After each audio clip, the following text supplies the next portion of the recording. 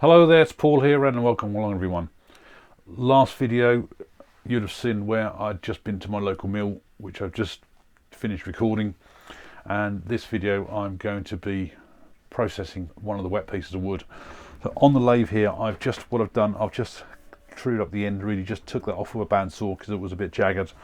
We've got this piece of what I'm guessing certainly looks like oak. It's 2 3/4 inches, which is 72 mil, by just under 3 inches, which is 75 mil, and we're just under 11 inches long, which is about 277 mil.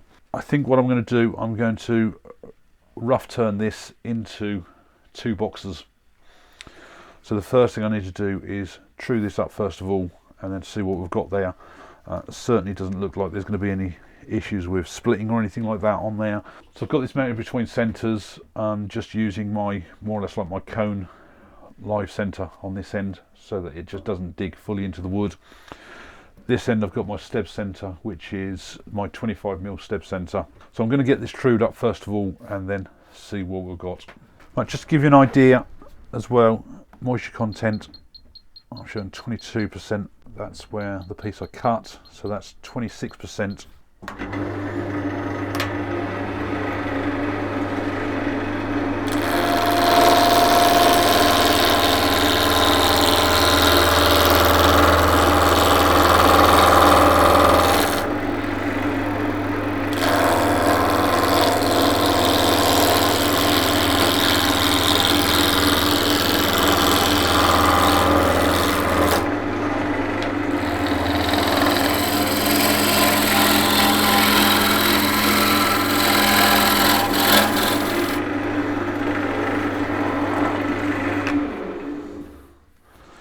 So now you can really see the moisture in this,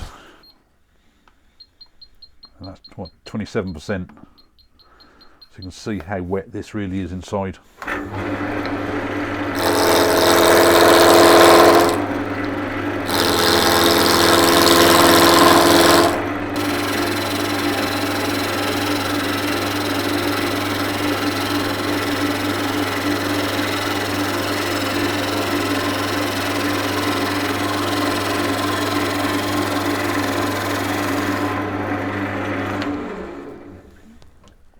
So I'm going to put a tenon about 60 mil on each end, which will just allow for any movement as well, or distortion in the tenon.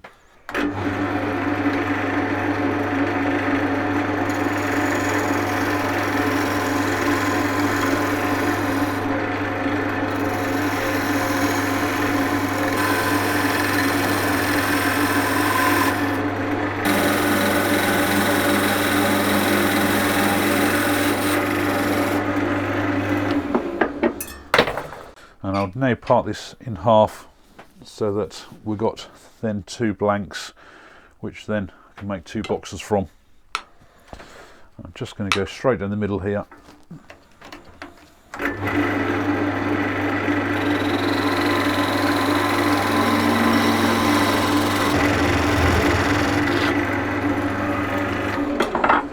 And that last bit I'll just cut with the saw.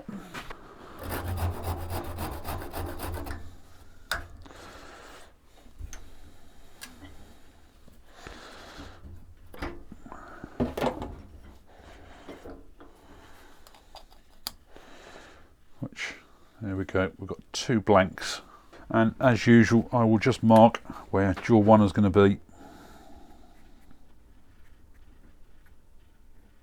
So I can now put a tenon on this end. I'll just get rid of this nub off here.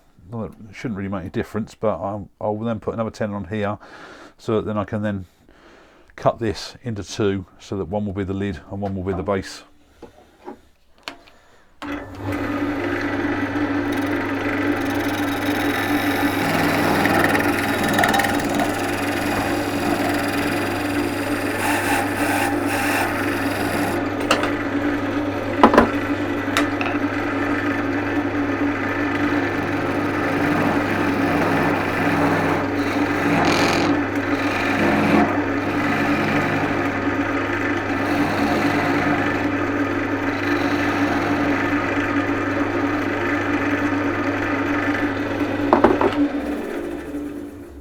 I'm going to use my thin parting tool on here rather than the large one, because that way I'm taking out less wood, which means that the grain will match up that little bit better. We'll go by roughly by the rule of thirds. So we've got 120 mil there, which is going to be 80 mil round about there.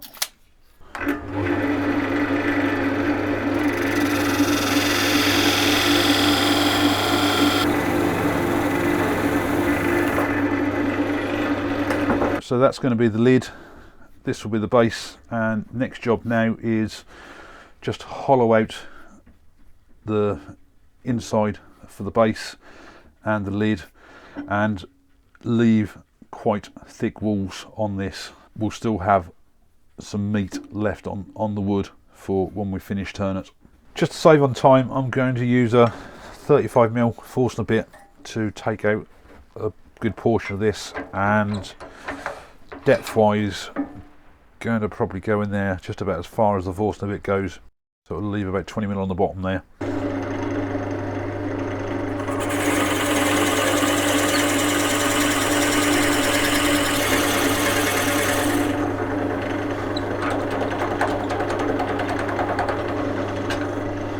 It's important to clean your lathe up when you're finished with all this wet wood going on. Just going to take that down a little bit narrower, and I'm just going to run the skew down the middle there.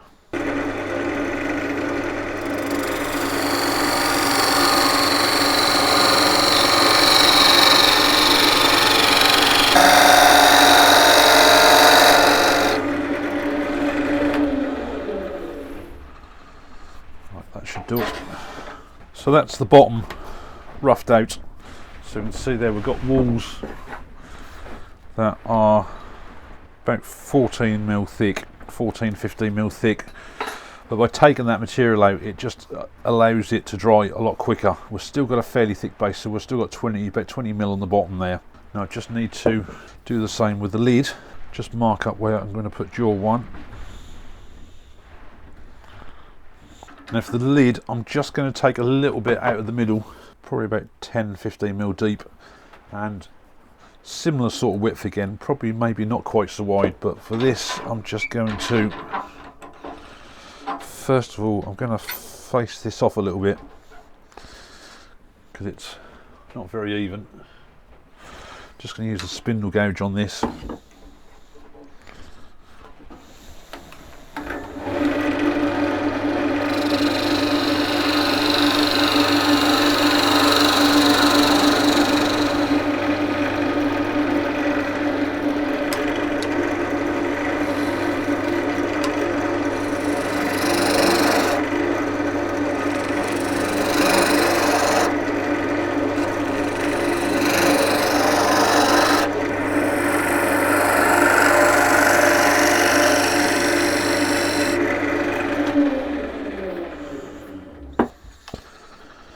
Back hollowing is really good to do. It's nice and quick and easy to do, and the reason I do back hollowing on this rather than going forwards is if you think the grain is running the length of the spindle, by going back hollowing you're cutting down on the grain rather than through the grain, so therefore it's just more supported, and you will get a lot better finish as well.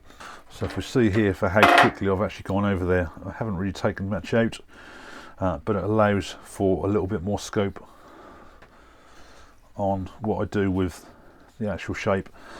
So I'm going to repeat the process now with this other one, and then I shall come back. So I've finished both of those off, so we've got two rough turn boxes out with that one blank. What I've done is I have weighed each individual piece, which I've got the weight written on there. I have dated them for today's date, which is 22nd of February 2020, and because I've got two boxes which are fairly identical as well, I've given them an individual mark as well. So this one I've just labelled up with an A on it, whereas this one has got a B on it. Now I suspect that these will be ready to turn in the matter of probably just a few weeks. It's going to be that quick because we took so much material out of these The lid will probably be the thing that will take the longest to dry, because there is still quite a chunk of material there. But this piece here, it's obviously now allowed for that much more air from the inside as well, that our walls are down to probably about 15 millimeters thick that I measured it. And the moisture content I'm getting on all of these is 21.7, so it's around about 22% moisture. Yeah, depending on where you measure them, they're getting up to, well, I mean, that one's even got 24% on the top of the lid there, and 25 inside, so that's obviously where the bulk of the moisture is on that piece. So they're obviously quite high in moisture. You certainly don't want to be finish turning them, because they will distort as they dry, and especially when you've got a box lid, it's just going to not fit anymore after a short period of time. The other important thing as well is that when you've been rough turning like this with wet wood, clean your lathe up afterwards, because mine has already started to get that sort of like corroded colour on it, and if I leave it for too long, it will then start rusting. Thanks a lot for watching.